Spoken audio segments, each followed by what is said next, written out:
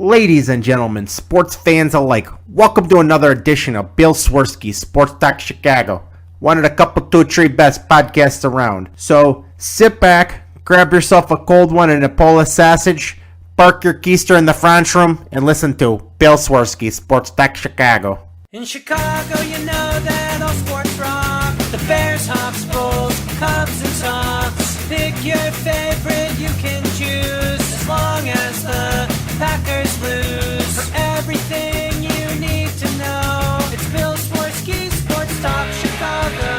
Bill Swerski, Sports Talk Chicago. Hey everybody, welcome to another edition of Bill Swerski Sports Talk Chicago. This is your hosts, Alex and Sean. On this episode, we are going to be breaking down the Bears' official schedule.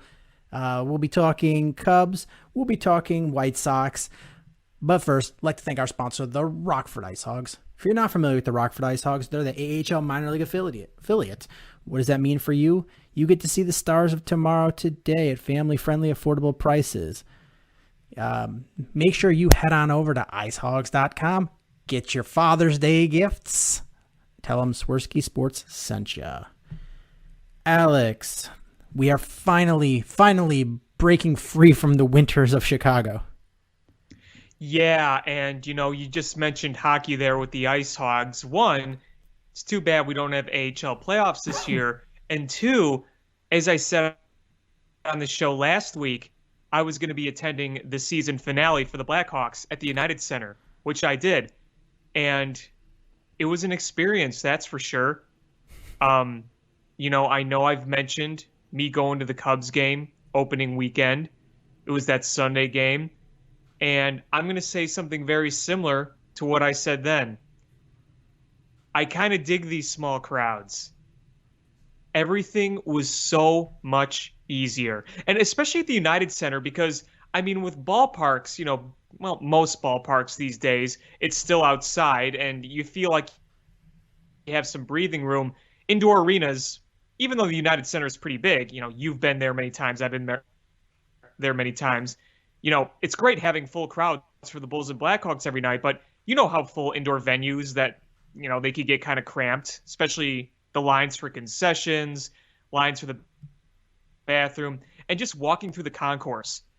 But man, when there was only like 25% people there, it was so spaced out. It was so nice. You had breathing room. You didn't have people going in between you. 0 lines to the bathrooms, 0 lines in the stall once you get into the bathroom, no line to the concession stands. All the side tables to eat concessions were open, so you didn't have to take it all the way to your seat. It was just smooth sailing walking through the concourses. And also, too, when we parked our car, we parked it on, what's the street? We usually park on Adams, but we didn't park on Adams. We parked on the west side of the United Center. So for the people who know where that is, they're the parking lots across the street. Normally when we leave a game, it takes a good 10, 15 minutes just to get back out on the expressway. But this time, it took about 40 seconds. So, Sean, I got to tell you, it's great seeing the capacity is going to go up for baseball, it looks like, in the city. It's great that things are returning to normal. But, man, I really kind of did dig those small crowds at these sporting events. I really got to be honest with you. Yeah, I was kicking myself. While we were recording, I was looking at the ticket prices, and they weren't cheap, but they weren't astronomical. They were like $70 a piece, 75 or 80, something like that. And I hemmed and hawed, and then in the morning, I texted my friend. I was like, "Do you want to try to get tickets?" And he's like, "Not at these prices." And he sent me like the cheapest tickets were like $270. Yeah, that's ridiculous. So I was like, yeah, we'll pass on that. If it was a playoff game, that's one thing, but it was furthest thing from a playoff game. It was a game between two teams that weren't going anywhere, and it was an overtime loss. The Hawks had a 2-0 lead early, and then a 3-2 lead, but the Blackhawks also got outshot like 50-20. It was unbelievable. It felt like so lopsided. The fact that they got it to overtime was an absolute miracle. But, still, with that being said, it was a 5-4 OT game, so you saw a lot of scoring. That was fun. We saw Alex DeBrincat score. I think he had over 30 goals in 50-some games, so that's good to see. We saw a nice goal by Vinny Hinostroza. That was cool. We didn't see Keith play. He was benched, but we saw Patrick Kane play, and they did some fun things for him in between periods and intermission and whatnot. And they had a lot of nice tributes for the fans on the big new jumbotron. It was awesome being back at the United Center. It really, really was, and I'm glad I went, even though it was a loss. I'm really, really glad I went. And next time I'll probably go next year. Hopefully, as everything is going on the trajectory, it should be normal, sold-out crowd again. Yeah, I mean, I think that's the path that things are going down. We're seeing the CDC saying that if you get vaccinated, you don't need the mask indoors, and you're seeing the cities starting to open back up, concerts happening. So I expect next season to have it probably full capacity. You would think. I mean, with the way things are going, you would think they'd have full capacity, or at least close to full capacity by then. And, it was another one of those things, too, where when you're at the game, you're looking at the crowd around you. It's obviously nowhere near full. And, my initial thought was, well, being there, it's going to feel like the old dollar bill Wirtz days. I mean, when I was a kid, I remember when the Chicago Wolves were out drawing the Blackhawks. I mean, you remember those dark days, I'm sure, as good as anybody. Yeah, it was, you couldn't watch them on TV. Nobody was at the games. And the team was terrible. Terrible back then. Yep. But everyone was so spread out. And I kind of said the same thing when I was at Wrigley. When you spread the people out like you did, it felt like there were more people there than there actually was. So that was kind of cool.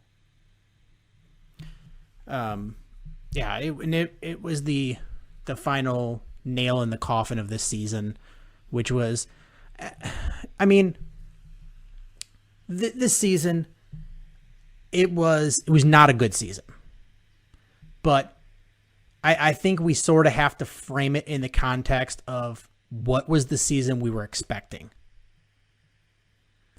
Going into this season, I know personally I was expecting the Blackhawks to be one of the bottom feeder teams, just absolutely dog turd sandwiches, and they played at times they played decent, at other times they played poorly, but overall they beat my expectations, and that's not to give them too much credit saying, oh, they were a good team. They were just better than what I was expecting. They were fun bad.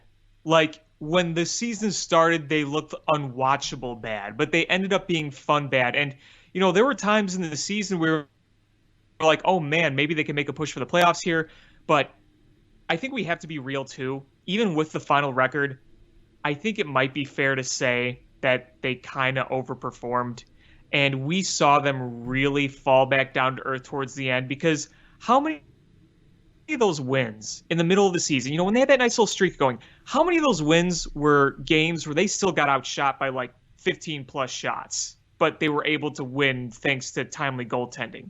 Feels like we saw that a lot. I think that's a fair statement. We didn't, and we saw some luck wins. They were way outshot. Fluky things happened, and they just won.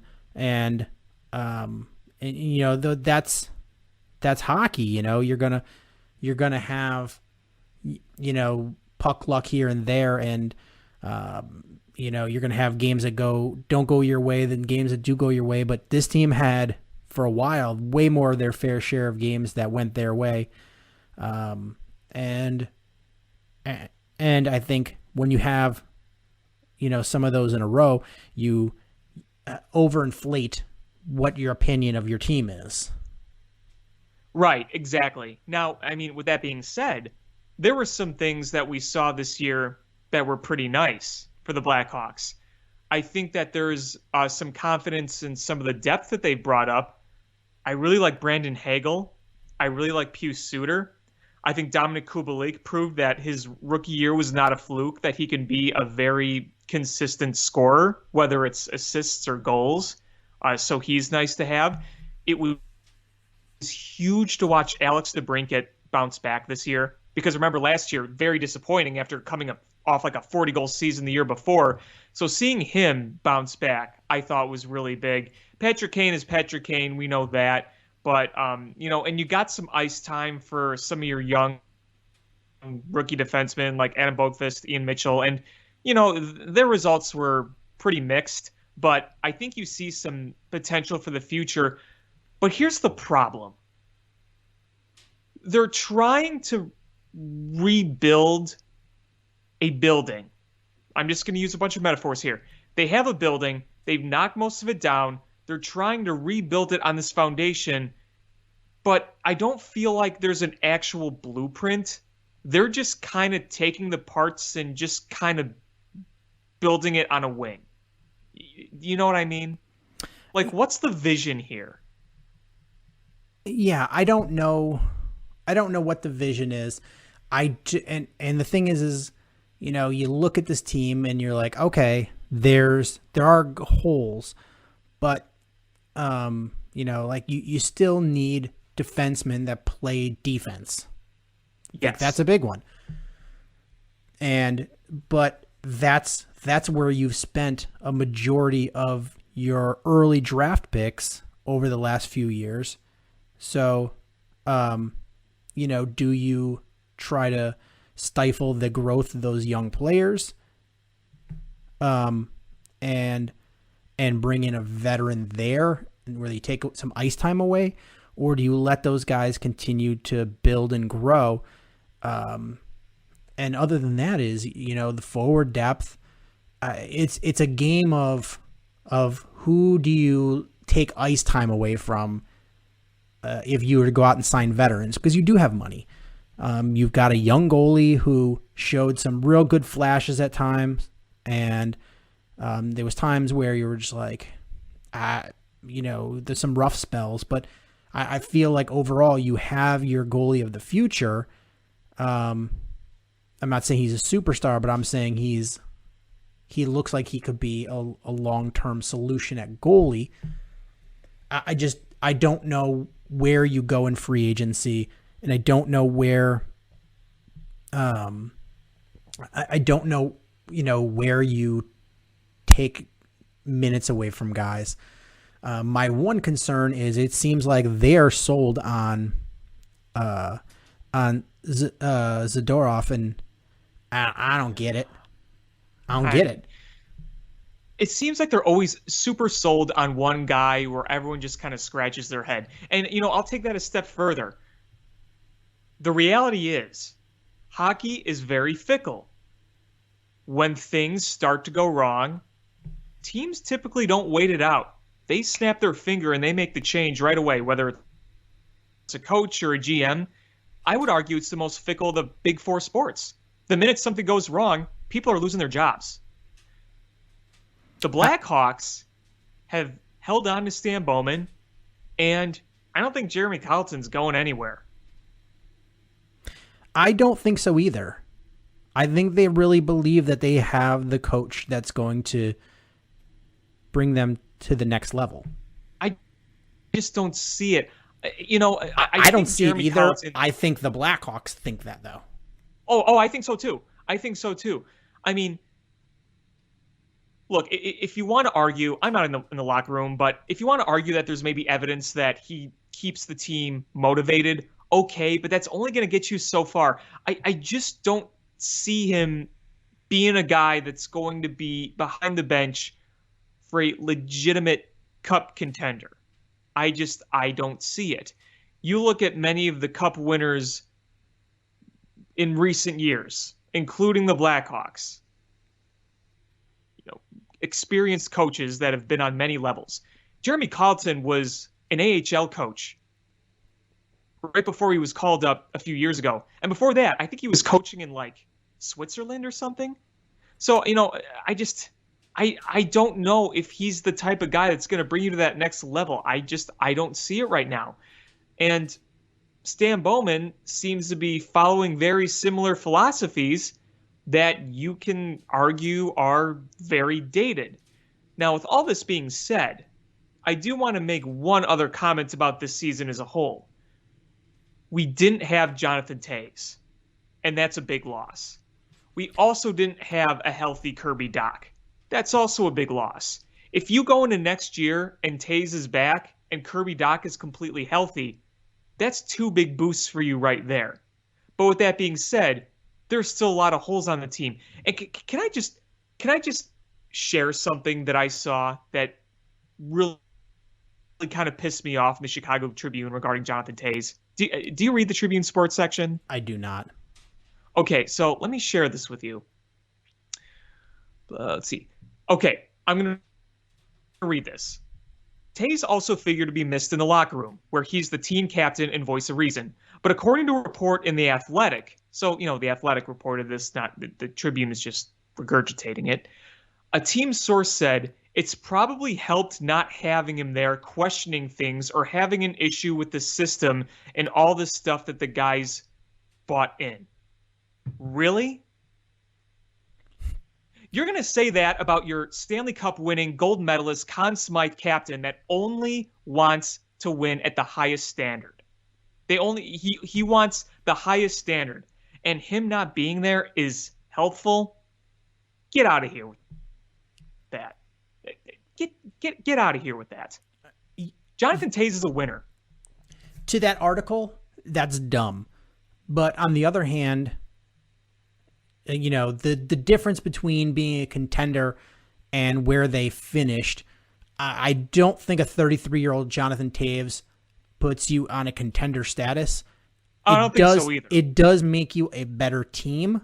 Yeah. And it fills in some of the gaps on those lines that you had. It does help you on face-offs. He's immensely. Yeah.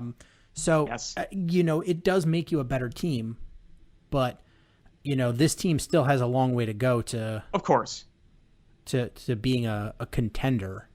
Of course. No, I totally agree that Toews was not the difference between contender and no contender.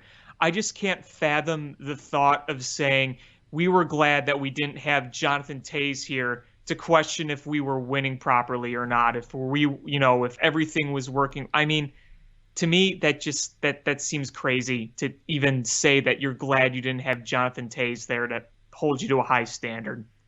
I think he's earned that status. Who would even, who could you even attribute that to? Like, who in the world are they going to try to tell me their source was? Like, I don't believe you have a source. Like, I can't. It's mind-boggling. Like, there's a lot of things you can look at and be like, all right, I could see this person saying that, or saying it about another person. I just can't buy that Jonathan Toews, anybody in that organization said that about Toews. It would make no sense. Yeah, I can't. I can't buy that. I'm calling bullshit. Yeah, when I read that, I was just flabbergasted. I know it seems a bit dramatic, but I mean, come on. Jonathan Toews is one of the absolute most important players in the near 100-year history of the franchise. They built the most successful run of this team in their history around this guy. And if he was going to, quote unquote, cause a problem by questioning the system or being critical of it because it didn't think it was up to winning standards and that it could be a problem, what does that tell you about your coaching staff? What does that tell you about your scheme? I mean, I think that speaks volumes. The guy should have a voice in things. I mean, think about the standards under Coach Q. You have the second most winning coach in the history of hockey. And the standard was always to win. And they did win. And Captain Serious was Captain Serious for a reason. He had his place. They valued his place. And, obviously Coach Q was a good enough coach to keep everything in line, in check, and make sure that everything was held up to the standard. Did you see, I don't know if it was last season or the season before, it was of the bench during a game. And Jonathan Toews expressed some displeasure towards Jeremy Colleton. And Colleton just kind of nodded his head and wandered off. Did you ever see that clip? I don't think I have. Could you imagine that happening with Coach Quenneville? No, because Coach Quenneville would have chewed your face off. Yeah, and he would have reminded you that there's only one other coach in the history of the NHL that has more wins than he does.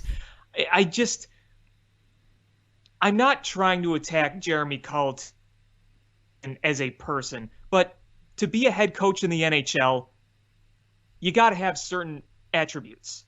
And I don't think Jeremy Colleton has all that. And, some of the systems and the strategies I'm not so sure of either. I think he's still over his head, in my opinion. Because he hasn't had the pressure yet. I mean, if it wasn't for the COVID stuff, they wouldn't have made the playoffs last year. They only got there because of the COVID stuff. And, I mean, let's be real. As fun as beating the Oilers was, it was a little fluky. So... Little? Very fluky. Very fluky. So, Colleton hasn't played with the pressure. We haven't seen him really play under legitimate pressure. The Blackhawks were playing in the playoffs.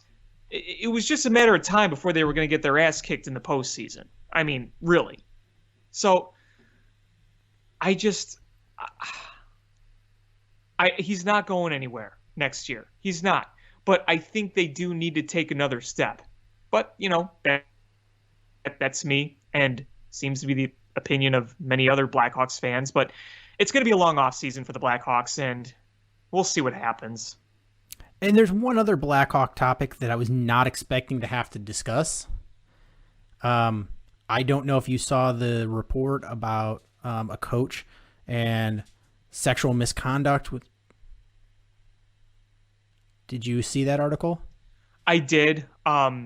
I knew it happened in 2010, according to the article, I believe. It was like a video coach, right? Yeah. Yeah. And so a friend of mine had time on his hand and went through the roster of who fit the qualifications, who was there. And let me actually just read the allegations first. I don't want to misrepresent. According to the Tribune, an Chicago Blackhawks player sues the team for an alleged sexual assault by a former assistant coach. The player was only being identified as John Doe, and he said that former video coach Bradley Aldrich also sexually assaulted a teammate. The player filed the lawsuit is seeking $150,000 in damages. Apparently, he sent inappropriate text messages and turned on porn and began to masturbate in front of him without consent and threatened to injure him physically, financially, and emotionally if the plaintiff did not engage in sexual activity with him. The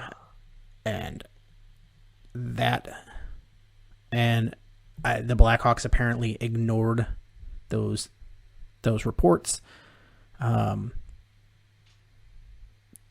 So my friend went through and it's I didn't confirm this, but based on that, he said it's probably Jack Skilly or Jordan Hendry. So you think it was maybe like a rookie hazing type thing or a young guy hazing type thing? Or maybe, but they said that, the player played on those teams and then, ended up going out of the league. And those were the two that fit at that time period, those those qualifications. So it's probably one of those two guys that are the John Doe in this situation. Yeah, that's just disgusting. And, I really hope sports the past few years has taken a bigger step forward into taking those allegations much more seriously and not ignoring that kind of stuff. You never like to hear of an organization turning their back towards that kind of thing. And, I do like to think we are taking strides towards that. I hope at least. Yeah, you hope. I mean, I know this was 2010, so we're looking at over a decade ago. Yeah. That doesn't excuse anything, but you hope that with the decade, the decade that we've had, that there's some growth and that something like that wouldn't happen in 2021. That's I think the hope. Yeah, absolutely. You hate to have to hear of anybody having to go through that at their job with their career. And that's just flat sick, man. And the dude doesn't work for the team anymore. Doesn't work in the NHL. But I read another report that said that they reached out to him and he just hung up the phone. Yeah, I saw that too. All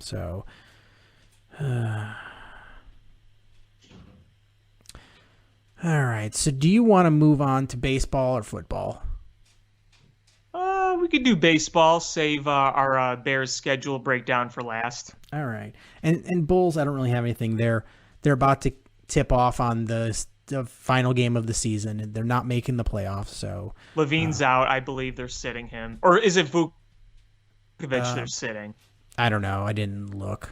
I think they're sitting Vooch, which it's fine. Whatever. Yeah. It doesn't matter. I would just sit everybody. What's the point?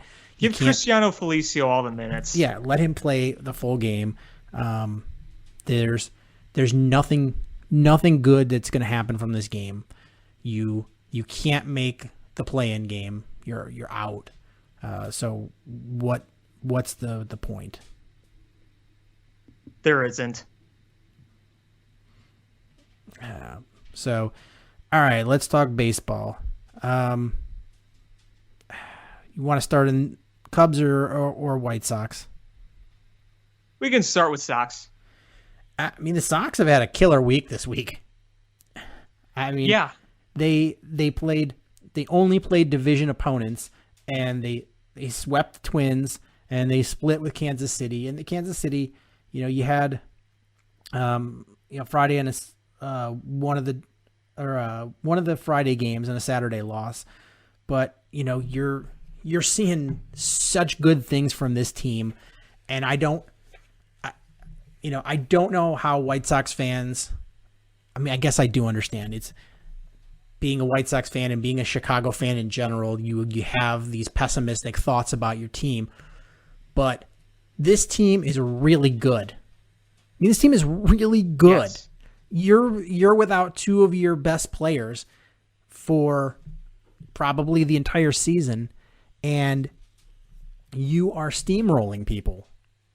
You're going to run away with this division. I don't know what else to tell you. And you're seeing the bullpen. The bullpen was your weakness. You knew you could score runs. You knew you had your starting pitching was really good.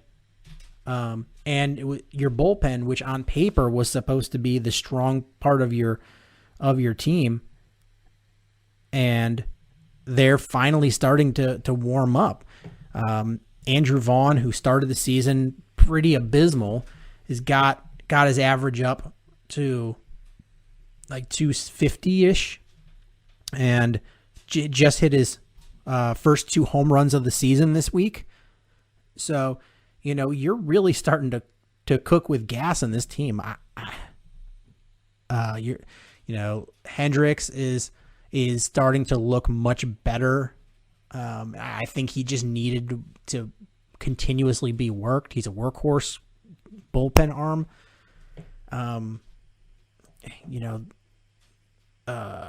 The only real knocks on this week are Giolito had another bad start, and Carlos Rodon finally got an ERA above 1. Well, I mean, with him, I mean, he was due for a clunker. I don't think there's anything really to worry about that.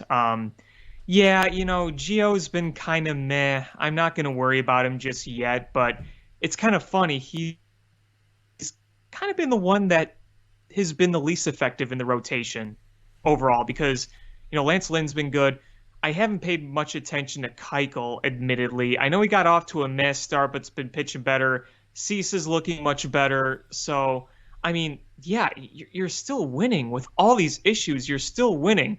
And I wouldn't worry too much about a 2-2 split with the Royals. I mean, again, you were due for a loss or two. You were rolling pretty well. And, I know there's been little irritating things in the season, but like you said, they're still going to run away with this division, and they're still going to be just fine. I mean, as long as everyone else keeps doing what they're doing, yeah, I mean, seeing Andrew Vaughn warm up has got to feel good.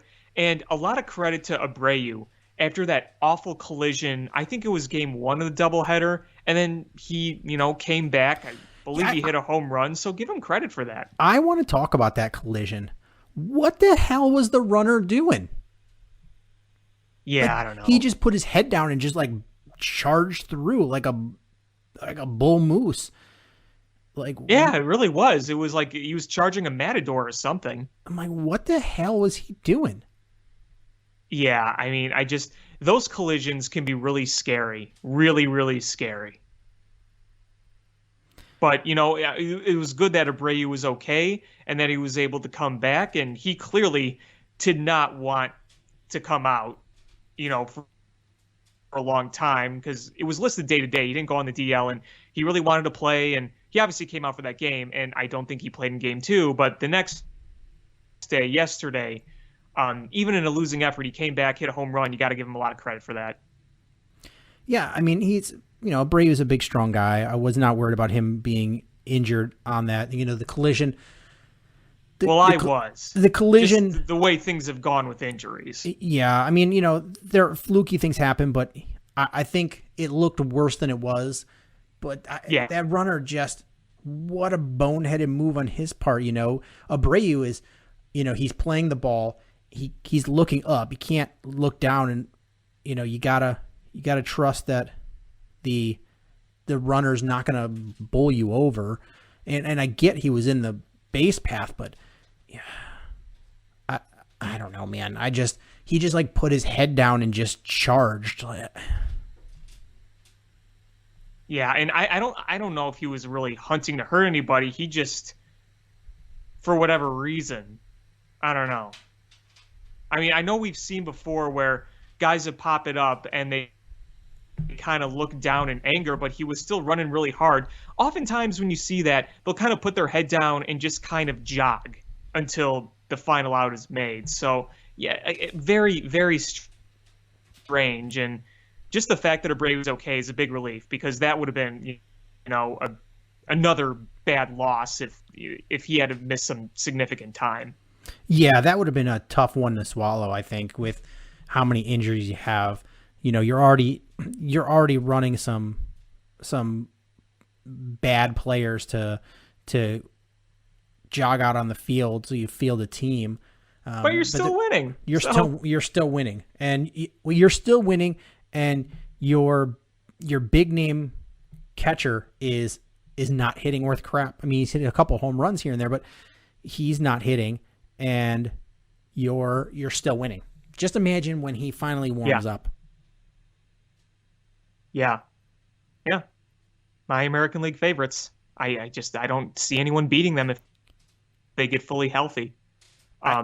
Even not fully healthy. I think this team could win, the American League without all their guys being healthy. Yeah, they might. Like I said, take advantage of this year. Take advantage of it, especially your division. The Indians aren't going to hang around, I don't think. And the Twins have been god-awful, so them taking advantage of them and beating the crap out of them has got to feel good, I'm sure. Yeah. I mean, Cleveland. You're right. Cleveland is not going to hang around. You can't ride Justin Bieber, Shane Bieber. I want to say Justin Bieber too all the time. Don't worry. So you can't ride Shane Bieber the whole way. They're gonna fall off. The White Sox are already starting to pull away from them. They're 2.5 up, and they're Detroit and Kansas. Detroit and Minnesota are they're afterthoughts at this point. Kansas City is on the verge of falling too far out of it, and the White Sox they're going to pull away from Cleveland. Cleveland is not a 550 winning team this season. No, not even close. And the White Sox have the best record in the American League. I thought they did. I wasn't sure, but yeah. 615. They actually have the best record in baseball. Really? Yes. The San Francisco is second. Yeah, that's weird. San Francisco. I know. And then I think because the Dodgers have went on a bit of a slump. Yeah, the Dodgers have gone on a big slump. They're now third in that division. Wow. Yeah. Padres passed them up. Yep. So, White Sox fans, just enjoy this season. Seriously, enjoy the next 5 seasons. You're going to have this team for a while. I know. You see, Michael Kopech looking good, Garrett Crochet looking good. Other than injuries, I just hope that Reinsdorf allows Rick Hahn to spend some money at the trade deadline. If you're able to pull in a corner outfielder that's a halfway decent player. That's not Billy Hamilton. This is a team that has the best record in baseball with playing Lamb and Billy Hamilton regularly. Yeah. With the highest contract player in their history of their team, he's hitting like 1 something. So, there's so much going on. Yeah, Yasmani Grandal is batting 132. His slash line is he's got a 132 average, 368 on base, which is a good on base for a batting average that low. A lot of walks. Yeah, a 316 slugging and 684 OPS. The OPS is not bad for a guy that's batting 132. So he's walking and hitting balls hard, just not hitting a lot of those. But if this team is allowed to splurge a little bit at the trade deadline, I think it's important to go for it. You have to. These windows don't come along very often. No, they don't. You got to make the most of it. Because, you might think your window is longer than it is, and you don't know. So take advantage while you're doing it in the moment. Yeah, I know another team in Chicago that plays professional baseball that thought their window was longer than it was, and it turned out to not be very long. Yep. They didn't build it for longevity, unfortunately. No, and that's the thing is Theo traded away a lot of pieces that would have helped them in the long term to try to keep that window open in the short term. And, it's a balancing act. And he overpaid in trades, and you got a World Series, which is, if they wouldn't have got a World Series, some of those moves would have looked terrible. Yeah. But you won a World Series, and you broke the curse, and now you're paying the price for some of those trades. And you didn't develop pitching for so many years. That was a And bad the one. White Sox did. That's why they're going to have a longer window. If these pitchers can stay healthy, they absolutely will. I mean, it's you look at some of these young pitchers, and for the White Sox, speaking on Lucas Giolito, I think he's suffering. I think he benefited a lot from having McCann as his catcher. Certainly helped. Certainly helped. I'm not saying he's not a good pitcher without him. I'm just saying is some guys just need that security blanket. And John Lester and David Ross, look at that. John Lester without David Ross is still a Hall of Fame type pitcher. But he was much more comfortable with David Ross as his personal catcher. And we saw it. Lucas Giolito plays a lot better when McCann was catching him. And we knew that, I think most of us were worried that you'd see Giolito take a step back because losing McCann. And I don't think McCann is like necessarily a good catcher. I just think it's a security blanket, a safety net. It's a comfort thing. And, they probably had some sort of rapport as far as calling a game. And you lose that. And, it was you couldn't keep McCann. Even if you offered him the money, how do you not give him the playing time that the Mets are giving him? Right. Yeah, exactly. If the only way is if you don't bring up Vaughn and you give him designated hitter at bats, which I don't think he wants. I think he wanted to catch. And so you couldn't have kept him, and it sucks that Lucas Giolito is feeling the effects there. Yeah, no, I think there's definitely something to that, and it's something people were thinking about before the season even started. I guess the hope is, this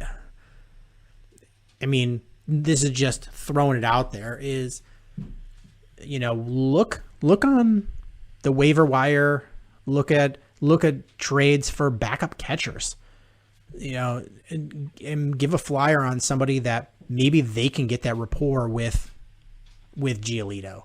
Sure. I think, and that guy only plays every 5 days, or if Grandal is, needs another day off or is hurt, he doesn't play a ton. Just, I think it's at least something worth considering. No, I definitely agree with that. Yeah. So, White Sox fans, though, like I said, your team looks stupid good. Even when you had a couple days this week where your offense went a little cold, you're still hitting the baseball. You're going to drive in runs. You're going to score a lot of runs. This is a team that's not built on just hitting home runs to score runs. They can score any which way. And your starting pitching is lights out. And your bullpen is starting to figure out that they're good. Yeah. The Cubs, on the other hand, they give me a headache. This week should have been a fairly easy schedule. They should have gone 5-0 on that road trip. Detroit is terrible. Like, all right, I'll take a split with Cleveland. Like that wouldn't have bothered me. A 2-game series is tough on the road. Like I'm fine. They split that. You got to sweep Detroit. Detroit is a bad team. Well, and that Saturday loss too was just awful. Just awful. You gave up 9 runs to that Detroit lineup where the only recognizable name is the rotting corpse of Miguel Cabrera.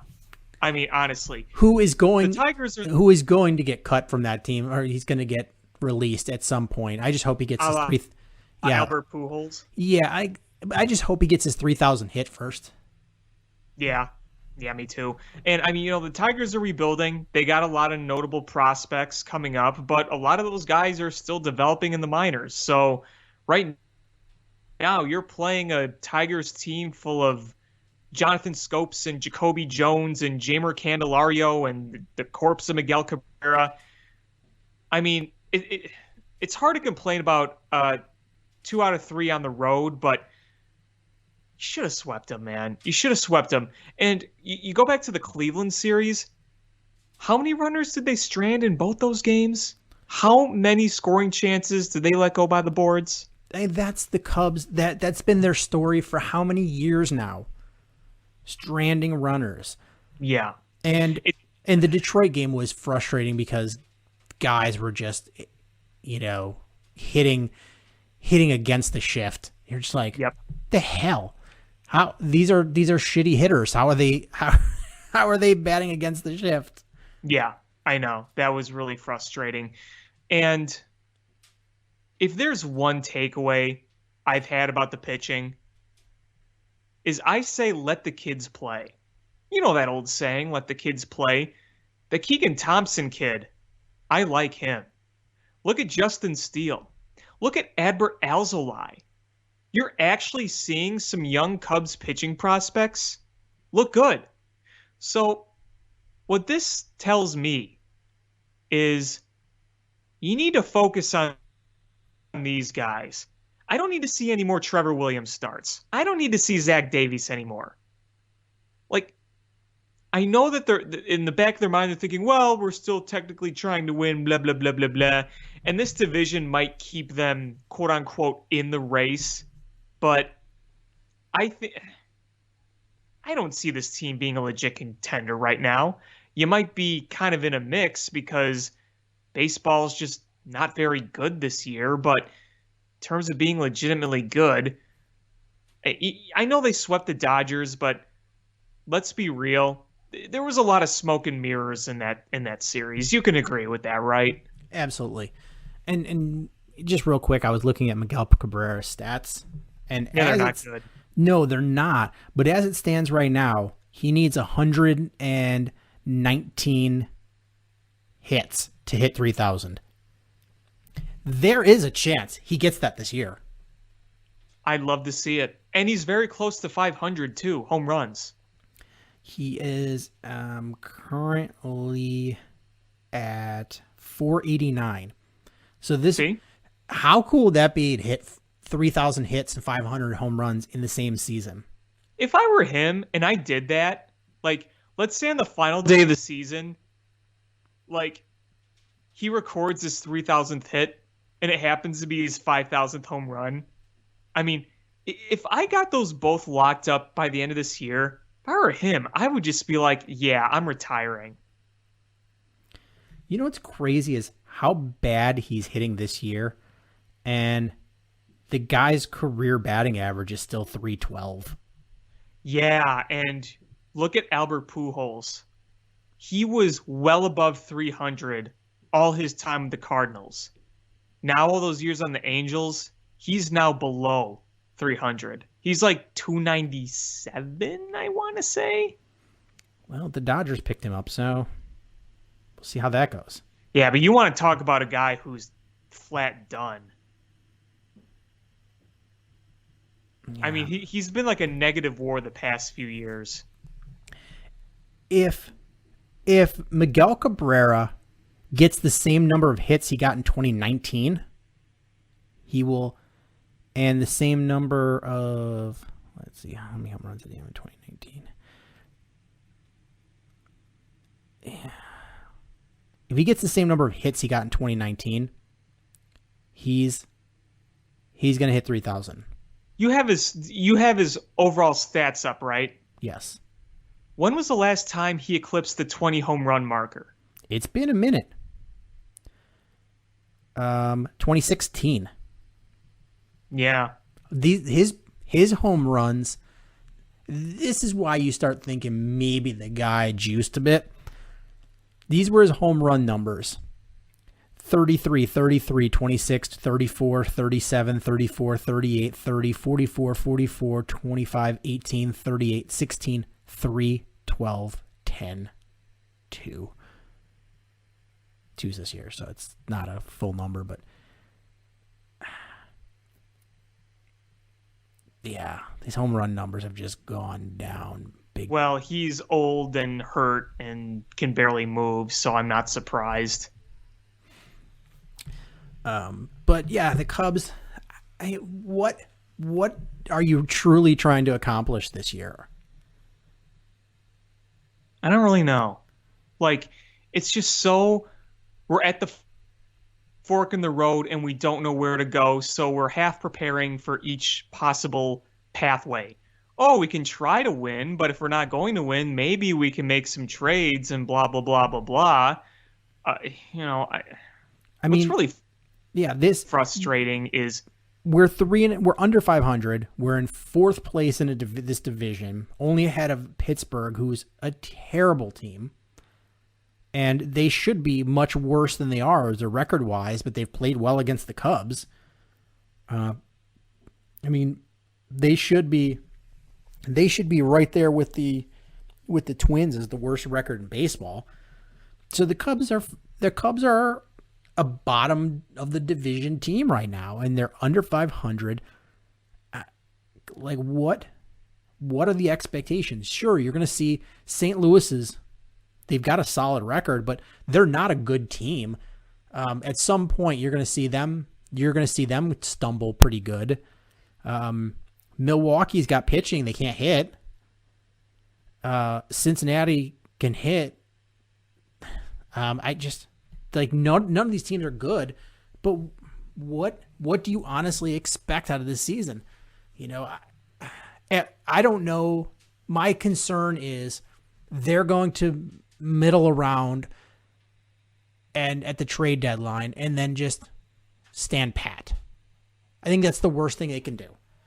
Well, I guess you got to pick a lane by that point. You got to pick a lane.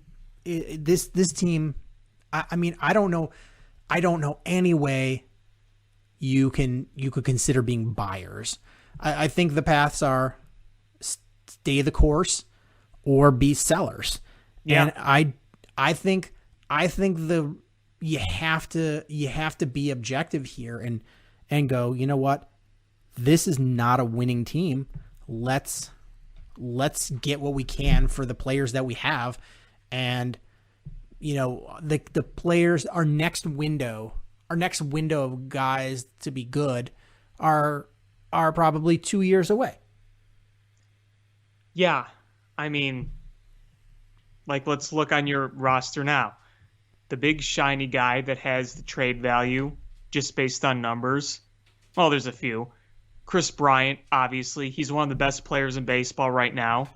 Craig Kimbrell, the way he's throwing, I'm sure teams will be calling about him. It's going to depend on the market for Chris Bryant. It really is. Are people going to be in need of a Chris Bryant? Will teams be ready to part way with something significant that the Cubs would want for Chris Bryant? Can you imagine him moving to the other side of town and just playing corner outfield? All I'm going to say is if that happens, we better get a damn good return. We won't. Here's a question, a legitimate question about Chris Bryant. Mm-hmm. Is there a path where you trade Chris Bryant and you're able to bring him back and sign him as a free agent? See, that's the dream, but knowing who his agent is, I just feel like some other team is going to go out there and give him stupid money. And the Cubs are going to say, well, we tried. That's what I see happening. It's going to be a Bryce Harper situation where the Nationals put a good offer together, but then the Philadelphia Phillies offer him a 100-year contract worth $1 bajillion. Yeah. Wasn't he a Scott Boras client too? Mm-hmm. There you go. I don't think Chris Bryant is a spiteful guy, but I think Chris Bryant's also the type of guy who lets his agent do a lot of the work for him. And I think that if the Cubs were trying to offer him something, Scott Boras isn't going to take any lowball discounts or hometown discounts, so to speak.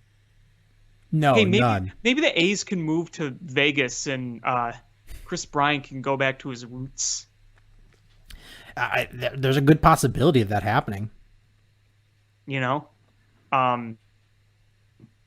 But you look at some of the other guys on that roster too. Rizzo's on a contract year, but I mean, Rizzo's still producing decently. He's just,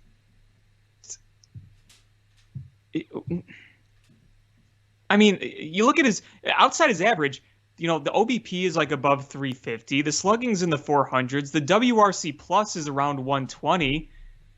He's doing a lot of good things. Is there going to be a market for an Anthony Rizzo? I'm not so sure. One could open up, but that's the frustrating part is, the Cubs want him back. He wants to come back. But I think he wants to be compensated for the years that he was underpaid. And the Cubs are like, yeah, no, we're going to pay you what we think you're worth. And so those numbers are not aligning at all right now. And he's on the wrong side of 30. He is on the wrong side of 30. And you don't really pay first baseman anymore. When I was a kid, that was a premium spot. No, it's not. No, it isn't.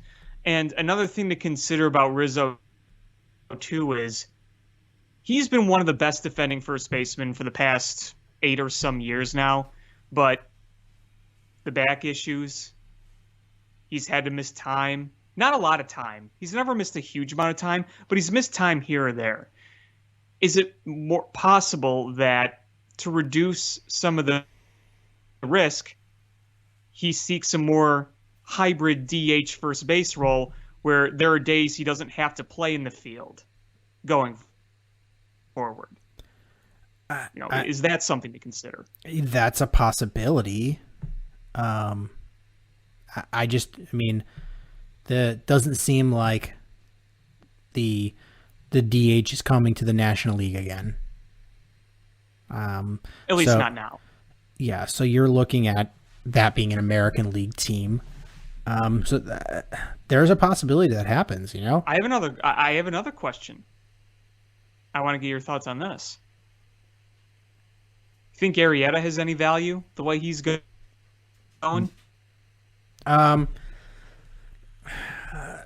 I think there could be teams interested. I just don't see you getting anything for him. It would just be dumping the contract. So I don't see the value in trading him, because even if you're like, hey, listen, like we're waving the white flag. We know this is going to be a rebuild. At some point, you've got to get through the remaining half of the season. You got to get 27 outs a game. Somebody's got to get those innings. So unless somebody blew you away with a trade, I just don't see the value in trading an Arrieta. It's one thing if you were going to get a haul or at least a really promising prospect. You're going to get you're probably going to get one or two prospects that are 19, 20 years old, and they're around 20th in the prospect rankings for a team. Yeah, I mean, Arrieta's not the Arrieta he was in 14, 15, 16. So, he's pitched pretty efficiently for where he is, but he's kind of that grind out type guy. He has some decent movement, but he's not missing a lot of bats, and no, but I don't that's think obviously going to hurt your value. Yeah, I don't think he's trying to even miss bats. I think at this point he's just trying to induce soft contact. Right, that's his game. I just think that if you're a playoff team looking for legit starting pitching, the first place you're going to look at is a guy who misses a lot of bats. I'm not saying Jake Arrieta won't have any interest come the deadline. I'm just saying it's all about the value and what you could get in return. I mean, really, Craig Kimbrell is the only guy I could see getting a legitimately good return on the pitching staff. I mean, yeah. Andrew Chafin's pitched well, but do you really think he's going to net a massive return? That type of guy? Nope. No. I mean, you look at the rest of the starters. I don't see them trading Kyle Hendricks. And even if Kyle Hendricks does come around, I just think teams will be reluctant to pay big money for a soft toss. It just doesn't happen. It's because even though for the Cubs, he's the front of the order guy, the front of the rotation guy, nobody else is going to be, that's a playoff team, is going to be like, yep, that is an ace. And even you look at his playoff pedigree, it's been fantastic. Other teams just don't know. We're not going to put a soft tosser in the playoffs. The only thing that might help him is his contract, because multi-years and pretty team friendly, but still, I just think they'll be nervous about bringing in a soft tosser, even though he's had like some of the he's one of the best pitchers ERA wise the past 5-6 years. No, and today you saw him. He had a really Kyle Hendricks day. 8 innings, 1 earned run, 8 strikeouts. Like those, if he strings some back-to-back ones like that going into the trade deadline, there's going to be some interest in him. I just don't think you're going to get the haul that you would if he put up the same numbers, but he was a miss the bat. I mean, if he was a hard tosser, putting up those same numbers, you would see much different interest in Kyle Hendricks. Mm-hmm. Absolutely. So you don't have a lot of guys that you're going to get a haul for, and the return on trades has just been not there, especially with guys like that are making Chris Bryant that make a lot of money, and he's going to be a free agent at the end of the season, and somebody stupid is going to pay him. Not saying it's stupid to sign him, but they're going to give him like just a ridiculous amount of money. And Chris Bryant's 28? Mm-hmm. And with Scott Boras, you're probably looking at having to sign him for like 8 years. Mm-hmm. And 8 years, probably 30-ish a year. Yeah, it's going to be a lot. So I'm saying 8-year, $250 million contract. It'll definitely be over 200 million. I would think. I think it has to be. Yeah, but so at what point in the Cubs do you go, is that something we want to stomach? Because by the time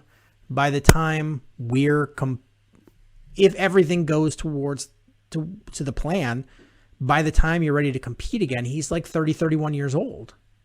Yeah. So is he the guy that you're going to be like, oh, where it's Chris Bryant and the kids? As much I would love the opportunity to bring him in. Even then, if you sign him to a short-term deal, then you're not optimizing the time you do have him because you're not competing. But that's just not going to happen, I don't think. It's not going to happen. But I'm saying is, if you knew, hey, the reinforcements are going to be here the next 2 years, and you were able to get him for like a 5-year deal, I'd rather overpay him for those 5 years per year than sign him to a long-term deal for less money per year. Could you imagine if the Cubs traded him and they actually got a pretty good return for him, and then you were able to re-sign him and build around him? That's like a win-win right there. That would be the ultimate win. And honestly, perfect world. Yeah. And honestly, if I'm Jed Hoyer, I go to him and I go to Scott Boras and say, that's the plan. Hey, we're going to trade you because we want to get everything we can out of you. We'll accept your input on where you go. Ultimately it's going to depend on compensation, but we'll take your input on where you would like to play. But the long term is we want to bring you back. And if we could re-sign you and get a haul to help us be a winning team again, that's our plan.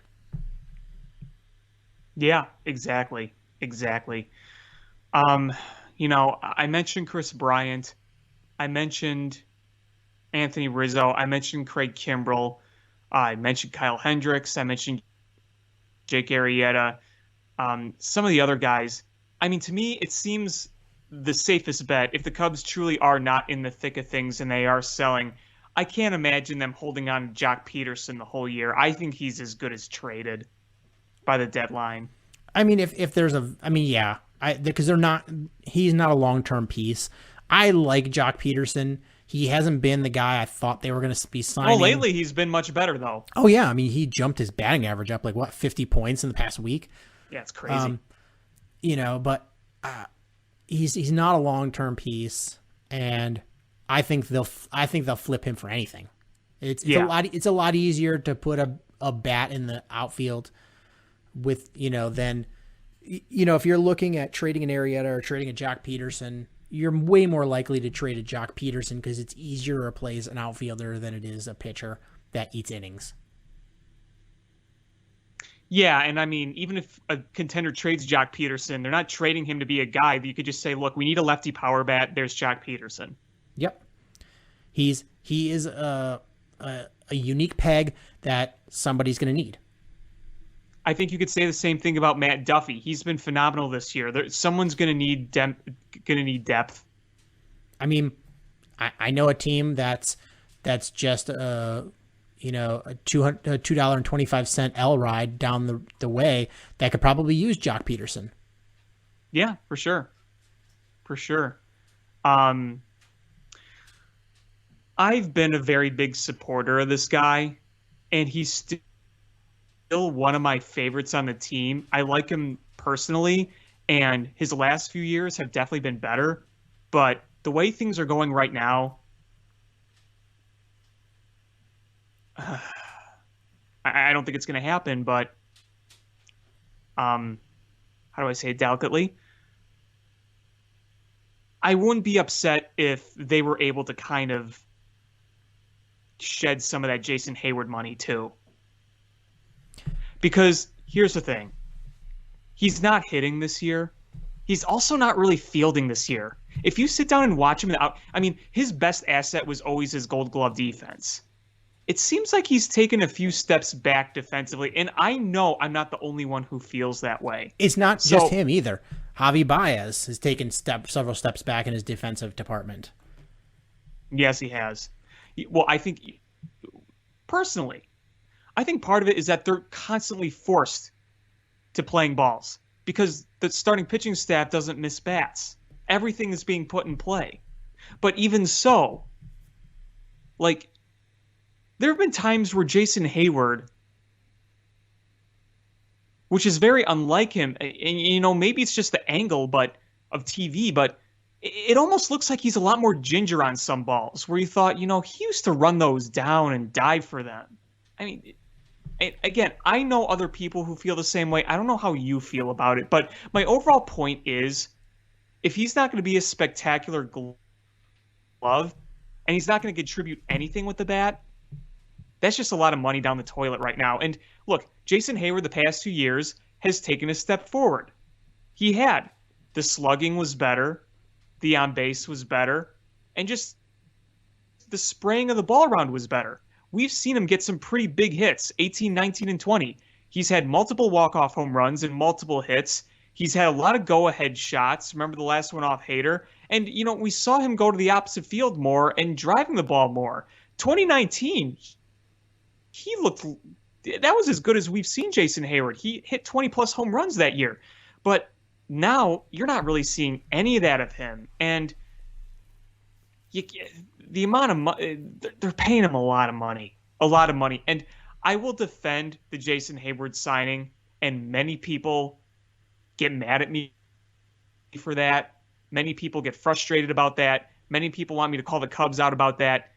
I will defend that, but I think we're at the point where it's like, you got to do something, man. You got to do something. What can you do with him, though? He's making... You can't really do much. You can't... Nobody's going to trade for him unless you eat the whole contract, and then you might as well just keep him. Right. Well, that's the irritating thing, too. I mean, let's say Jason Hayward was putting up last year's or the years before that, batting wise, you'd actually have some value there. Would you have to eat a shit ton of that money still? Probably.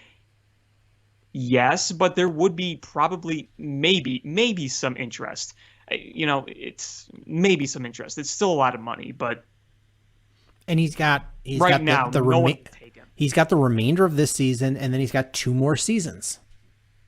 Yeah. And yeah, he's going to be a not like Cub. he's on the last year. Nope, he is going to be a Cub for the next 2.5 seasons. Yeah, I'm bringing up his earnings right now.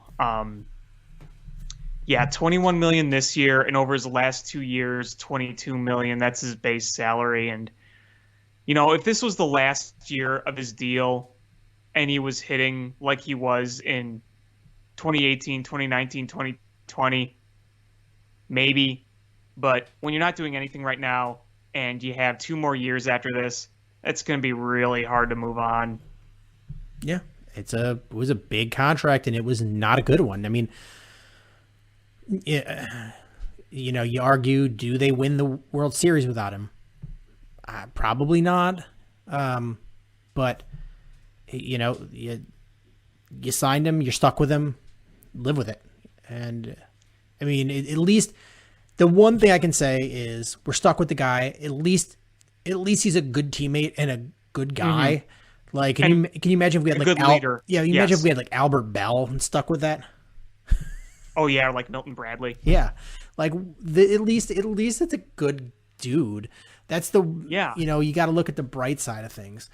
And like I said earlier, was it even when he was struggling with the plate, you could always go back. At least his defense is elite, but now his defense seems to have taken a step back. So I don't know. The other, Javi Baez. The rumors were that the Cubs offered him a $180 million contract in the offseason. Can you imagine the ass kicking he's giving himself right now for not jumping on that offer? Because there's no way he is going to get anywhere near that at this point. Yeah, he should have taken that. And I'll give him this. He's picked up his run production, but he's still striking out like 2-3 times a game. I mean, why would you even throw him a strike if you're a pitcher? Yeah, I would never throw anything that's hittable. Period. He refuses to walk. He literally goes up there and refuses to walk. I'm not saying you have to be a big on base spot guy, but if someone's trying to walk you, every now and then, that's okay. Just put the bat on your shoulders. There was an at-bat in Game 1 of the Tigers. He was like 3-0, and then swing, and eventually he struck out. Even after some foul balls, he still struck out. Like, dude, just take a walk every now and then. It's okay. Even when they're trying to give him, game. Yeah, when they try to give him a walk, he just like, no, not gonna put it in play.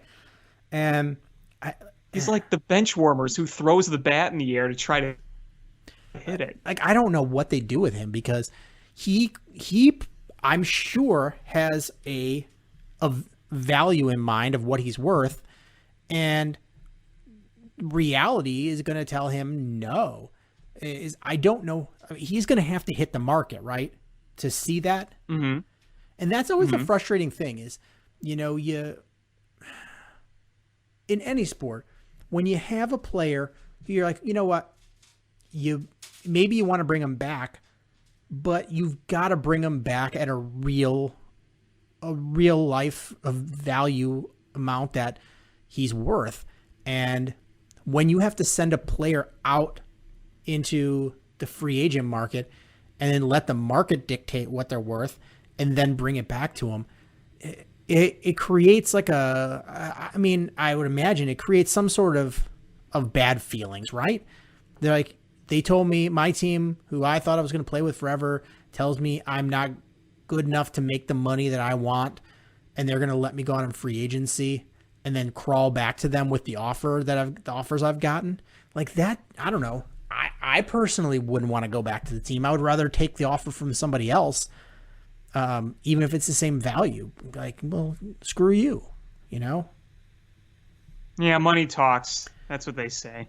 is I don't know.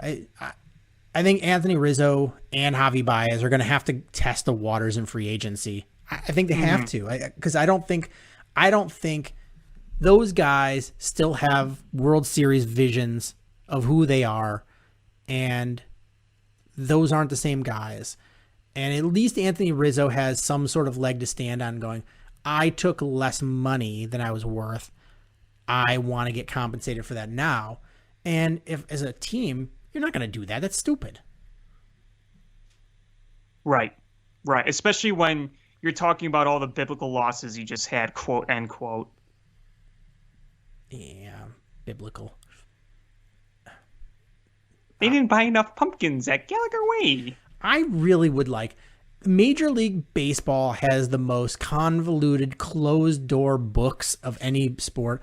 I would love to just have somebody audit the MLB books and then really tell us what the numbers are, how profitable teams are, because baseball teams never claim to make a profit, yet they're out here signing, Bryce Harper. The most ridiculous contracts of any sport. And, you're crying that you're always losing money. Like, and the team's value keeps going up. Like, how in the world is that any of that align? I would love to see an actual audit of the books to see what teams actually make. The Cubs books literally have a page of pumpkins sold at Gallagher Way. And it's marked off in tallies in crayon. I used an orange crayon because pumpkins are orange.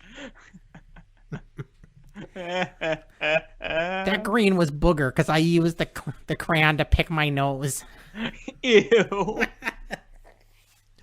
I call that the gross crayon. It hurt my brain. I can toucheth my brain. But the Cubs are a sad sack, and I don't know.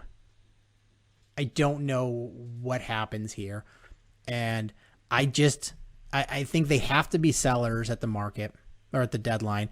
And I just don't know what kind of value you're going to get. And the farm players. Yeah, I think you've got some solid players in your farm system. You do, and the nice thing is, as fans, we have more access to what's going on in the farm system now more than ever. We're able to watch more games. We're able to see more coverage of it, and they're a group of noticeable guys. There's Brennan Davis. We've had him for a while. We've seen Ed Howard play shortstop. Their first-round pick from last year. We'll follow Braylon Marquez, Miguel Amaya. There are guys to follow. So, hopefully they continue to grow. And, that one guy, what's his name? Christian Hernandez or something? I need to do some polishing up on him. But the one international prospect they signed this past year, sounds like he's really good. Yeah, he's actually number 4 on their top 30 list. So, if he's number 4 already, that shows pretty good. Yeah, he's behind Braylon Marquez, Brennan Davis, and Miguel Amaya, ahead of Ed Howard. But, you've got it's really going to come down to how your pitching looks. If Albert Alzolay continues the growth, Braylon Marquez is the guy you expect him to be, and Cole Franklin comes along quickly, maybe Ryan Jensen, one of those two guys, then you go, all right, we feel pretty comfortable here because it looks like they're going to have some hitters between Brennan Davis and Miguel Amaya, Ed Howard, Christian Hernandez. And part of the thing is the fact that you have two of your top 5 prospects are shortstops. Doesn't that make you say, do you want to sign Javi Baez to a long-term deal? And I'm sure they're considering things. And 3 of your top 10 are shortstops. I mean, the nice thing about having all those shortstops is that they're very athletic, so you're able to move them around. So in your top 10, you've got your catcher of the future, your third baseman of the future, your second baseman of the future, your shortstop of the future. And you've got a couple of pitchers, 3 pitchers in there. So you got a well-rounded team coming along there.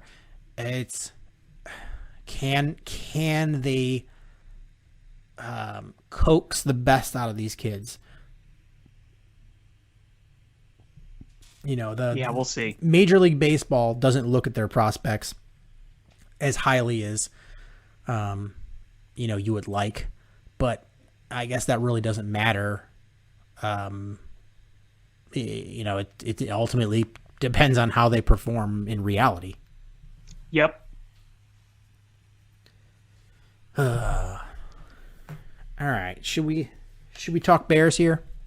Yeah, we got our schedule out now. We are going to see the 17-game season, which I still don't like. I don't like odd number of games. But for that, though, there's a few things I wanted to talk about. The first is Matt Nagy was unable to attend rookie training camp because he was in close contact with somebody with COVID. Why the fuck doesn't Matt Nagy have his fucking vaccine yet? Yeah, I don't know. Like, that drives me crazy. Is you're in a league where, having guys lost to COVID on the COVID, list, it's important. You can't afford to lose guys to, the COVID list, even whether they get it or they are in close contact. You just can't have that. You're the head coach. Get the damn vaccine. God damn. So now he couldn't be at rookie minicamp. And then he's chiming away with, well, Andy Dalton is getting first team reps. Awesome. Thanks, guy who wasn't even there to see Justin Fields the first time in a Bears uniform. Thanks for telling us that. Now you're just a Yahoo who was watching it on the internet like the rest of us. Yahoo! So I had to. So it's just frustrating. So this guy who can't even get the vaccine is then telling us Andy Dalton is number one guy and Justin Fields is going to ride the bench. And that is based on nothing. That is based on absolutely nothing except bullheadedness. This is not a good enough football team to hand anybody a job. I'm not saying Justin Fields is going to win the competition if they have an open competition. There should be an open competition at every single position, except maybe outside linebacker, because Khalil Mack, you can just hand that to him. But other than that, number one wide receiver, Allen Robinson is going to be a starting wide receiver. Khalil Mack is going to be Roquan Smith is going to be a starting. There's a handful of guys that have earned it. Nobody else has earned anything. Your offensive line, everybody should be competing for a job. Outside of Allen Robinson, every wide receiver should be competing for a job. Oh, absolutely. All of your cornerbacks should be competing for a job. Your quarterbacks should be competing for a job. Andy Dalton should not be handed anything. Does he win the competition? Maybe. But it's gotta be a competition. That's how you create a better team. It's competition. Yeah, I mean, this camp is going to be very, very intriguing, seeing all these, these guys competing, because you look at what you got outside quarterback, you got your potential future starting line coming in. You also are trying to look at your secondary. You've lost Kyle Fuller, so you're going to have to make some changes there. And we know, was it Sherrick McManus that said goodbye the other day? Oh, did he?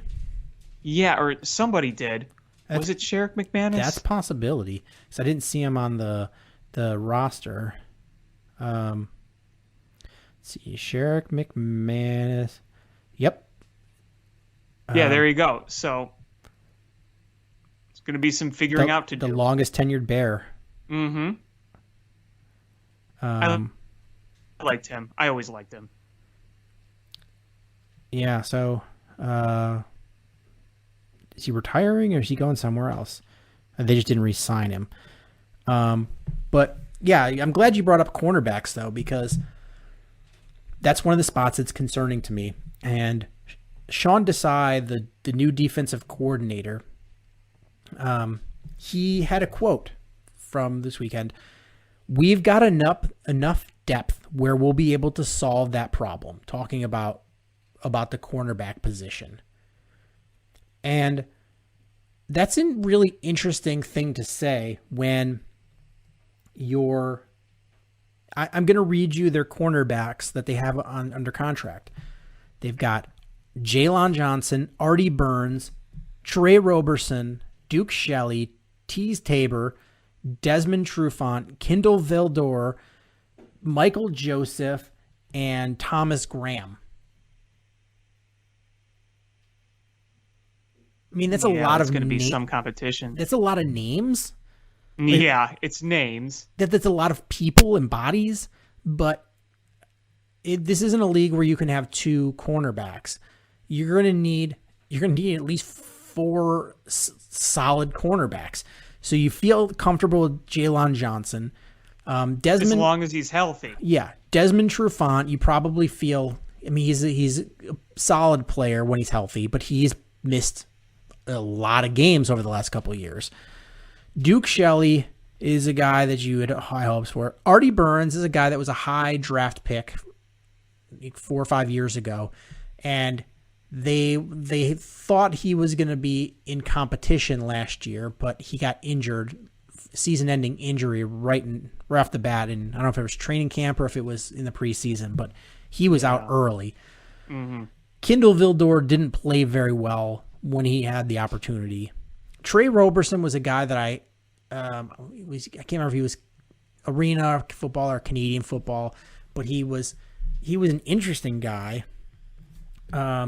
Thomas Graham that you drafted, he's a young guy. So you've got a lot of inexperience, and I don't know how you're comfortable with that. And there's not a ton of NFL free agents still available, and you're not going to have the money available to sign any of these guys until after June 1st. So if you're the Bears, you've got 2 weeks before you could sign anybody even if they were available.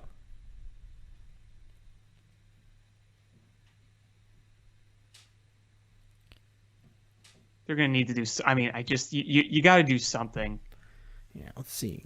Available. Who's still available for cornerbacks? And this is from CBS, so pardon me if it's not correct, if it's not updated. Richard Sherman, Casey Hayward, Brian Poole, Steven Nelson, Bashad Brayland. I thought I saw. Did Hayward sign? I mean, in reality, who are you going to afford that's high tier or big name with your cap situation? Oh yeah, so let's see. I think Hayward signed with somebody. Raiders? Yeah, the Raiders. And let's see, Bashad. So really, they're not a lot of names out there of solid cornerbacks for you to sign. So you're sort of stuck with what you got, honestly. Yeah, there ain't much out there. Your best bet is getting pressure on the quarterback to make your cornerback play better. I feel like they got to do something where they got to maybe bring in somebody, even if it isn't a flashy name at all, because I don't know, losing Kyle Fuller kind of sucks. But losing Kyle Fuller like you said, does suck, and the salary cap going down. Really, there was a handful of teams. I mean, a lot of teams were hurt, but there was a handful of teams that were really hurt, and the Bears are one of them. Mm-hmm. I think the two best things for the Bears cornerbacks and their play this year is, one, the pass rush gets to the quarterback. I think that's a big one. The other one is the Green Bay Packers trading Aaron Rodgers. Yeah, that would help. That would help a lot. Because then you're like, all right, well, I feel like our cornerbacks are good enough to beat Kirk Cousins. They're definitely good enough to beat the Lions. And they're good enough to beat the Packers without Aaron Rodgers. So that's where they're at. But if Aaron Rodgers is there, he's going to eat these guys. He's going to take their lunch money. Yeah, well, we saw it last year. With better cornerbacks. Yes, with Kyle Fuller. But, so I'm interested to see what Sean Desai is going to do with this defense. He's a young guy. He's a hungry guy. I hope that is more promising than having an older head coach or an older former head coach that just didn't make changes. You hope that you get more out of Sean Desai. You would hope, yes. But now we have the NFL schedule came out. We knew the teams the Bears were playing. We didn't know what the order was. And now that we have a 17-game schedule, we know what it's going to look like. And the first thing I want to say is, for being a bad team, the Bears have quite a few national games. Yeah, and the schedule is brutal. It's a tough one. Yeah, it's very tough, and you start right off the bat on national TV in a big spotlight against the playoff team. Yeah, so the Bears this year get 2 Sunday night football games, 2 Monday night football games, and a Thanksgiving game. Yeah, once again, we're playing the Lions on Thanksgiving, the third time in the last 4 years. So here is the schedule. The cool thing about it is you never have consecutive road games or home games in this schedule. No, you don't. It flips and flops every single week. So you start off at the Rams, home against Cincinnati, at Cleveland, home against Detroit, at the Raiders, in Las Vegas, not in London. Home to Green Bay, at Tampa, home against the 49ers, at Pittsburgh. You get the bye, which is nice. It's in the middle of the, smack dab in the middle. You get your bye. Home against Baltimore, at Detroit, home against Arizona, at Green Bay, home against Minnesota, at Seattle, home against the Giants, wrap it up again against Minnesota. So, wow, they playing Minnesota the final week of the season? Never seen that before. I know, right? The Bears always wrap up the season against the Packers or the Vikings. Yeah. But yeah, I mean this schedule. I mean, you just go one by one. The Rams, and if the trend follows, then there's a good chance that it's going to be Andy Dalton being fed to the Rams that first week. Yes. And I'm fine. Throw Justin Fields to the Wolves, or do you put in Andy Dalton? And there's a situation where I'm fine with Andy Dalton getting beat up by that Rams pass rush. But after that, I don't know. I want to go through each game and go with our predictions, and then our prediction of when will be the first time we see Justin Fields. Okay. All right. Week 1, Sunday Night Football at Los Angeles Rams. I think it's going to be tough with Andy Dalton playing against that defense and Matt Stafford ready to go ham with a good team around him for the first time ever. So you're going to go loss? I'm going Rams. Yeah, right. That's a loss. Yeah, I have the Bears losing that game as well. Week 2 is a noon home opener against the Cincinnati Bengals. You would hope you could win that game. It's at home. Now, Joe Burrow, when he got hurt, when's he supposed to be back? I would imagine he's going to be back for week 1. Me too. I just, with some of those injuries, you never know. Yeah, I mean, even so, they didn't improve that line enough. no. I think the Bears get to them, and their defense is nothing special. So I have the Bears winning there. Me too. Week 3, noon game at Cleveland. I think that's a loss. Cleveland's going to be good. Yeah, I think Cleveland is going to be good, and I have that as a loss as well. Week 4, home against Detroit. I think you can win that game. It's at home. The Lions are rebuilding, but I don't think it's not going to be a blowout. It's going to be a tight one. Now, I have a win as well. Week 5, at the Raiders. It's an afternoon game.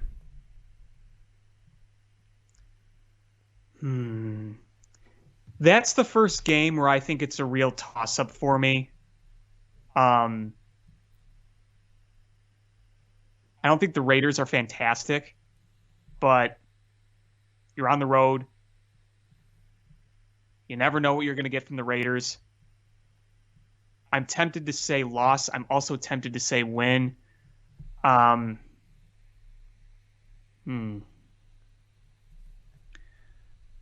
think that could be their first road win of the year, but I'm really on the fence with that one. I'll say win, but I'm not putting much confidence in it. I have win as well. The week after, at home against the Packers. Well, if Aaron Rodgers is playing, it's a loss. If Blake Bortles is starting, then I think you can win that game. I'm going loss because I'm going with the assumption that Aaron Rodgers will be the quarterback. Yeah, that's fair. We can guess all we want until it actually happens. As of right now, he's still the quarterback in Green Bay. Next week is at Tampa Bay. Well, they beat Tom Brady last year, but I think if Andy Dalton is still starting, I could definitely see that being a loss. Could I see them kind of taking a step back, even though the team is pretty much the same? They look strong and they have Tom Brady, yes. So I'm not going to say it's a definite loss, but I am going to kind of lean towards loss. I have that as a loss as well. The next one, home against the 49ers. Well, on paper, if the 49ers are at strength, then I think that's a loss. But you are at home, and I don't think What's-His-Nuts is going to be starting yet. The guy they just drafted. Trey Lance. Yeah, thank you.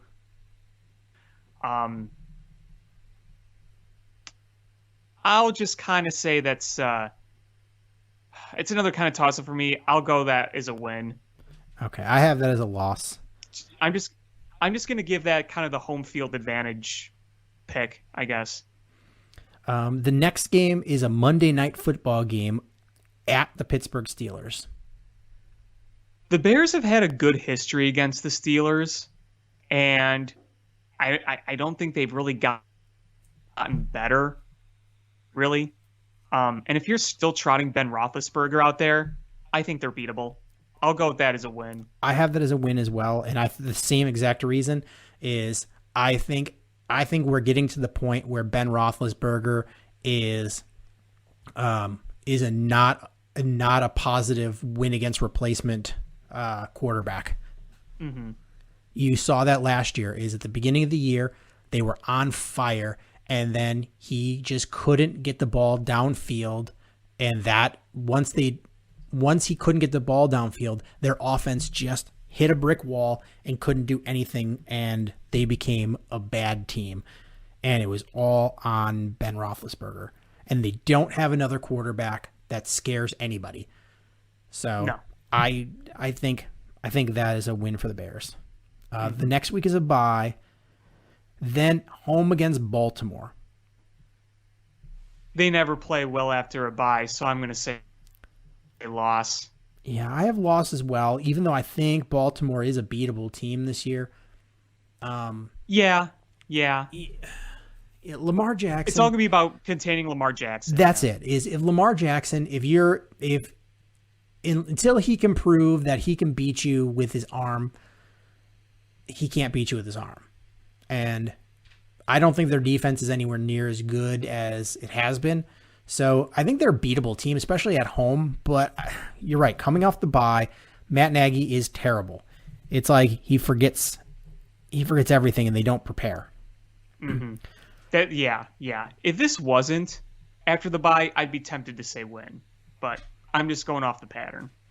All right. Then we got Thanksgiving against Detroit at Detroit. Well, if we're going off history, I'm going to say that's a win. Yeah, I'm going win as well. Then you got a home game against Arizona. I think that's a loss. I think the Cardinals are going to take a step forward this year. I think so too. Yeah, so I have that as a loss. At Green Bay, Sunday Night Football.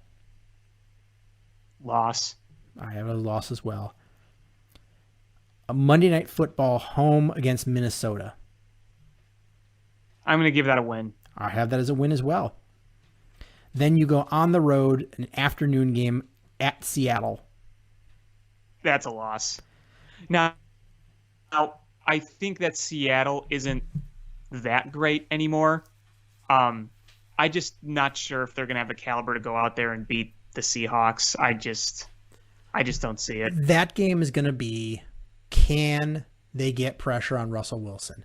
If they get pressure on Russell Wilson, the Bears, I think, could easily win that game. Mm-hmm. If he's able to get enough time, he and those wide receivers are going to pick apart the Bears secondary. So that I think see a path for the Bears to win that game. I just don't have the confidence that they'll get the pass rush enough to get to Russell Wilson. Mm-hmm. All right, home against the New York Football Giants. Then they should win that game. I have a win as well. And then I have the last game of the season at the Minnesota Vikings. I'll say win. Not overly confident. It depends on the situation, but they've had some pretty good fortune in the past few years. I have a loss on that one. Yeah, that's fair. I mean, I could go either way on that one. So what are our records? You have them at 9-8. I have them at 7-10. And see, 7-10 to me is more realistic because, again, I've got some really borderline ones here. I think one of the keys I always have in predicting a Bears season is they always lose to a really inferior team, and they always upset a much bigger, superior team. I mean, it happens every year. Look at the upsets every year going last year. Last year, it was Tampa Bay. The year before that, I'm trying to think of who they beat. A bunch of years, it was the Dallas Cowboys, where they were like, they looked like they were going to get blown out, and then they go out there and win the game. But you're right, they do. I mean, remember 2018 when they were rising up? You know, they beat a lot of those teams. 2017, there was a big upset in there. But 2016, you beat the Vikings. 2015, you beat the Packers. You get what I'm saying here. Yeah. You know what I don't like about this odd schedule is you don't have the same number of home and road games. No. So there's going to be teams that have more home games. That's an unfair advantage. It is. And on paper, so far, dumb. this Bears schedule is brutal. Yeah. Like, I mean, you look at every single Detroit one of those is bad. Cincinnati's bad. Other than that, these are all teams that could be playoff teams. The Rams are Super Bowl contenders. Cleveland is a Super Bowl contender. The Raiders are probably, I mean, that's going to be a tough division, but so they might end up being last in their division, but I think that's going to be a really damn good division. They're no slouch. I think that division is going to be a very good division. So the Raiders are are a playoff contender. Packers, were one of the best teams in football last year. Tampa won the Super Bowl. The 49ers were bad last year, but they had a lot of guys hurt and guys opt out. You're going to see a completely different team that's going to look much more like the Super Bowl team. Pittsburgh, for the first 3 quarters of the season last year, was the best offense in football. Baltimore is perennially a contender. Arizona is a team that I think is going to be a playoff team. Green Bay again. Minnesota is always a playoff contender the last few years. Seattle as well. The Giants are a team that's looking to get better. So the Giants aren't probably one of the worst games you're playing. But so really you have 4 not so good teams, and everybody else is a team that's a good team. And right now, I mean, I know a lot can change until then.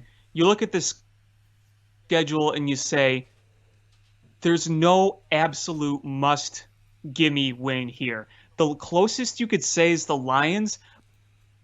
But even if the Lions finish last, they're not going to be your Matt Patricia Lions. I think they're at least going to be decently competitive, even if they don't finish high in the standings. So, beating them is no absolute guarantee. And, other than that, the closest thing is the Bengals. But if you have Joe Burrow back, that at least gives you some chance. Everything else, yeah, like you said, playoff contenders. Yeah, maybe the Giants are in that pool of you need to beat, but they should be better, I think. Detroit, here's the thing, is I think Matt Stafford kept them in a lot of games that they shouldn't have been in, because I think he's a very good quarterback. I think he's underrated. And very underrated. Jared Goff is not a good quarterback. And he's not Josh Rosen, where he was a high draft pick and has been on more teams than he's been in the league years. But I don't think he's nowhere near the caliber of a Matt Stafford. So you look at, is Jared Goff going to be able to put that team on his back and compete? I don't think so. And that's where the difference is there were times where the Lions were good enough to keep in ball games, and Matt Stafford could put that team on his back and give you the victories. And that's the reason that Jared Goff is not with the Rams, because he couldn't do that with a good team around him. So that's why I see the Lions as being pretty beatable. I don't think the team around him is any worse than it has been. It's just you replaced a pretty darn good quarterback with a meh quarterback. Well, I get those points. I do. Here's my thing. I think the Lions are going to be much better coached. And if you have better coaching and a quarterback that can at least help get you by, that's going to help you out a bit. And having a much improved offensive line, I also think is going to help out. That's my logic. The line will be pretty good. If they can run the ball, if the Lions are able to successfully run the ball, that will make the situation different.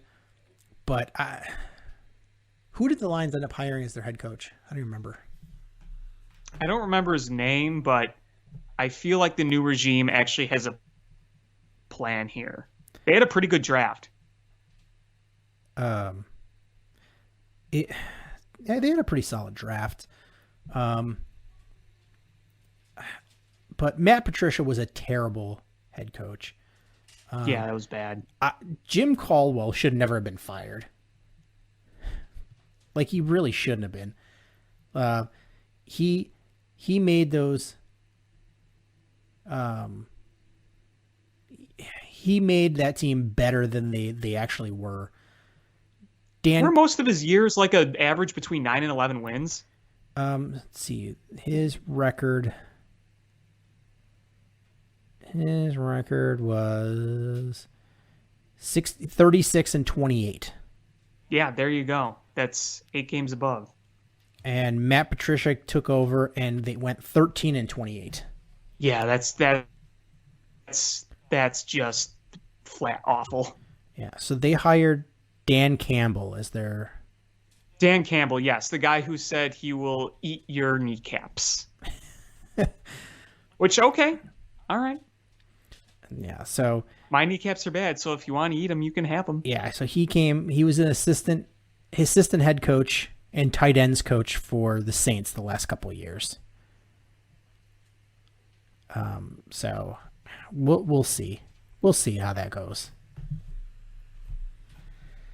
All right. Is there anything else you wanted to talk about? Oh, wait, No, one I think I've more said my thing. piece. When do you expect to see Justin Fields? Now that's a good question. A very, very good question. I know we've mentioned the bye, and if there's one nice thing about the schedule, the bye is nice right there in the middle. It's not like super early, so I think that's good. I think if the Bears are just kind of bleh by the bye, that's when things are going to flip over. If Andy Dalton is really terrible, then I could see a change by late October. So what game are you calling Justin Fields? We see him.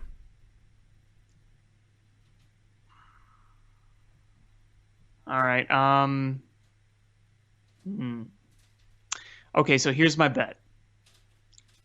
I'm going to compromise between my two thoughts of the bye in October, and I'm going to say at home against the 49ers. So you have him playing against the 49ers. I'm going week 11 against Baltimore. Oh, okay. I could see that too, but I'll just stick with my bet to be different. Yeah, I was looking. I was like, all right, he definitely is not playing against the Rams. And then Cincy, that'll still be Dalton. Cleveland, that's going to be a tough game for Dalton. Oh yeah, week 2 is going to be the Dalton revenge game. Yeah, so he'll play that game. And watch, he's gonna play terribly because nobody on the teams I like have revenge games. No, it's always the teams against us that have Yes, revenge games. Speaking of revenge games, before we log off, I got to mention this. Tomorrow night, Monday, you know who's coming to town to play the Cubs, right? Is it the Nationals? Mm-hmm. Guess who's pitching? Johnny Lester? Mm-hmm. Guess who else they have in their lineup? Kyle Schwarber? Yes. So, over under 2 absolute mammoth shots by Kyle Schwarber tomorrow. I'm going to say under. Confident, are we? Yeah.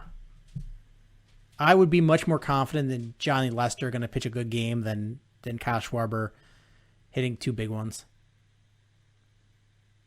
All right. You know, I will admit, if Johnny Lester pitched a good game, I wouldn't be upset. There's usually that anger that comes in when the Cubs can't hit an aging, soft-tossing pitcher. But if the Cubs can manage a win, but John Lester still pitches pretty well, I won't be upset in the slightest. It's very rare for me to say I hope an opponent does well, even if they were a former great. Like, I loved Dexter Fowler on the Cubs, but I didn't want to see him get a single hit against the Cubs. True. Maybe it's because of the whole he's on the Cardinals thing, not anymore, but was. Or, you know, even guys like, I don't know, other big guys that have gone to other teams in the city. Like some of those Blackhawks, like when Dustin Byfuglien left, or when Christopher Stieg left, or like Dave Boland. Like, I never wanted to see them score against us, and I never wanted to see, like, in interleague play against the Royals. I never wanted to see Jorge Soler hit one against us. But you know what? If Johnny Lester did decent against us, I wouldn't mind it. Oh, and last thing to add, I hated watching Robbie Gould kick field goals against us. Hated it. I will agree with you on that one.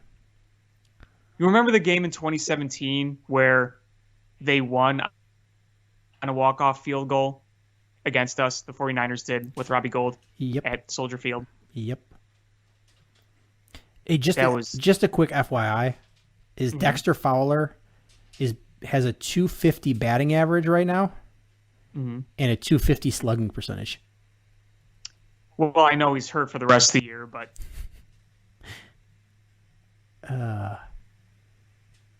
So I'll always love Dex, though. I always will. Yeah. Cubs have not had a leadoff hitter since. And that leadoff home run in Game 7 was awesome.